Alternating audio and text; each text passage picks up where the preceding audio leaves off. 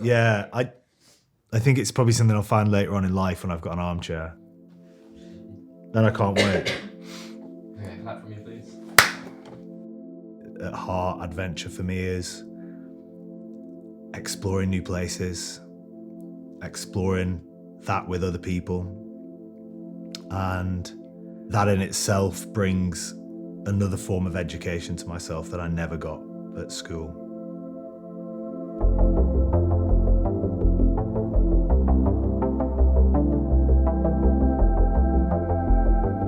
My name's Jay Morton. I'm an ex-Special Forces soldier. I did 14 years serving for the country, 10 of those in the SAS.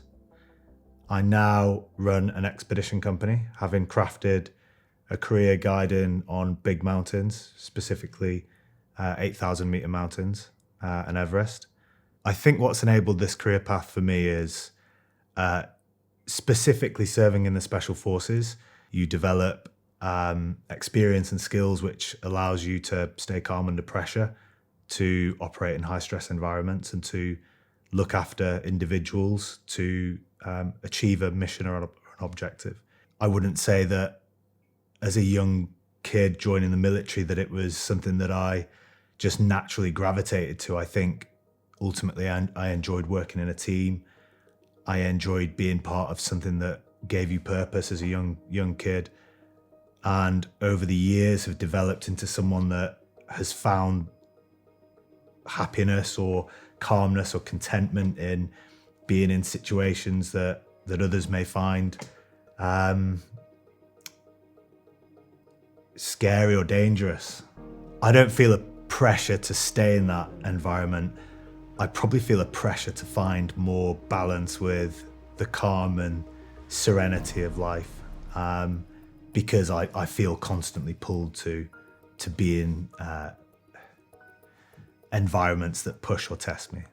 For me, when I'm out on my own and doing solo projects, that's when I can really push what I want to push and find out what I'm capable of. But ultimately, when you're looking after clients or running a business, for me personally, there's an overarching theme of safety and success. And if I can deliver on both of those, then we've achieved what we want to achieve. I've seen humans handling pressure in very different ways. Some people handle it very externally, fear and stress manifesting in panic, which again is my job to manage. And some people handle it calmly and quite with ease. I know it's not quick fire, but I have a weird relationship with stuff that's... I'll take that back. That was interesting. I wanted to know that. Yeah. I have a weird relationship with things that scare me. I don't know how to word it. I guess like I'm probably similar to everyone where I have a comfort level, and stepping beyond that comfort level, I still feel the same things that everyone else feels. I feel fear, doubt. Will this work? Will it not? So I still get the same feeling. I'm just over time giving myself the feedback that every time I do that and push myself beyond what I thought was capable, I get reward from it. There's something that I see on every expedition and every client that summits.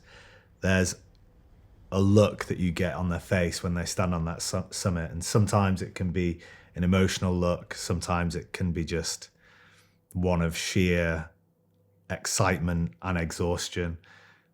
But I think ultimately it is this look of, I've achieved something that I never thought was possible in my normal daily life. And for me, ultimately, as a guide and an exped leader, that's why I keep doing it and keep turning up, is to see that look on people's faces. To establish or to understand what that first trip would look like for a member, we'd have to sit down and have a conversation about where that person's been in the world, what that person enjoys, and start to bring some of these areas of the world alive to that person. For myself as the expedition leader on this, It's my job to bring ideas to that member. Personally, I'd like to look towards some sort of long-standing relationship so that we could start off with something that put them out of their comfort zone, something that would excite them, and something that they could find adventure and their own success from, away from their own success within their own personal life, be it business, be it family, be it friendships, and ultimately give them that extra edge to their life where they go away, do some amazing things, whether it's climbing mountains, whether it's crossing ice caps, whether it's getting lost in a jungle, completely strip themselves from their own comforts and ultimately discover this part about themselves that they never knew existed. I think everyone that comes on some sort of expedition transforms in a positive way.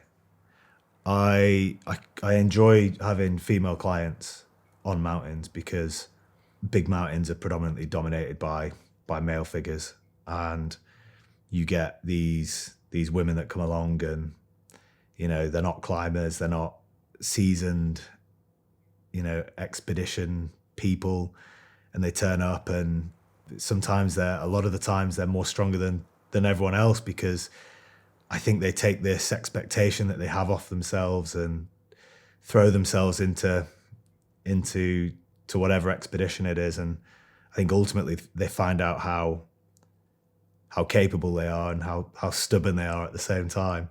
And there's a couple that I can think of specifically that really stand out. I stood on the top of Aconcagua in South America with one woman, and I just knew that for her that it meant so much doing that, and it made me immensely proud of her to achieve that. And I shed a tear for her up there. I'm not going to lie. The responsibility I feel bringing people into discomfort's ultimately why I do this.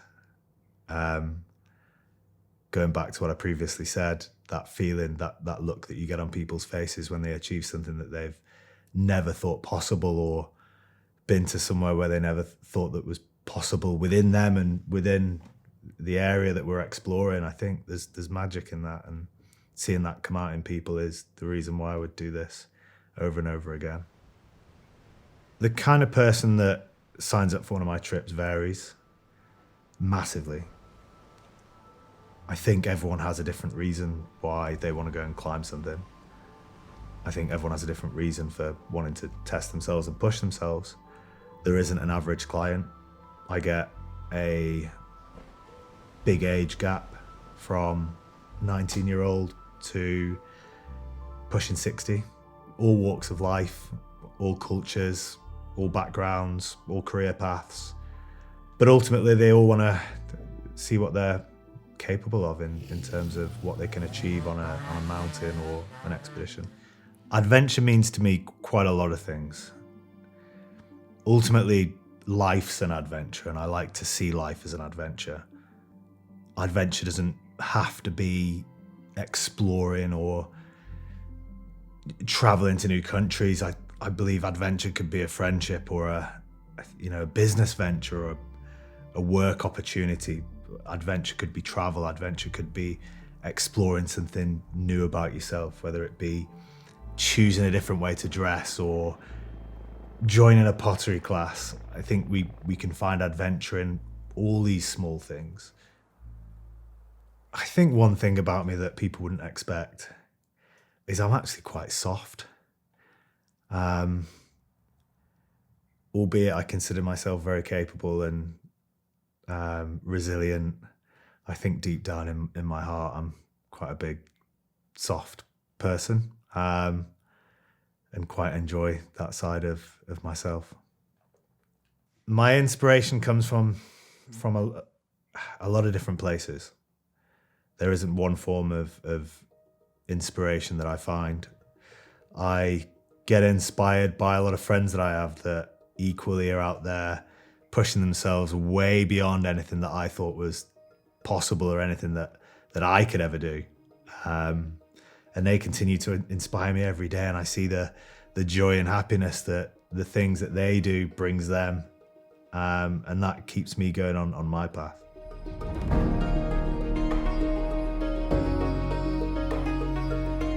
The place I go to switch off is the sea, the ocean.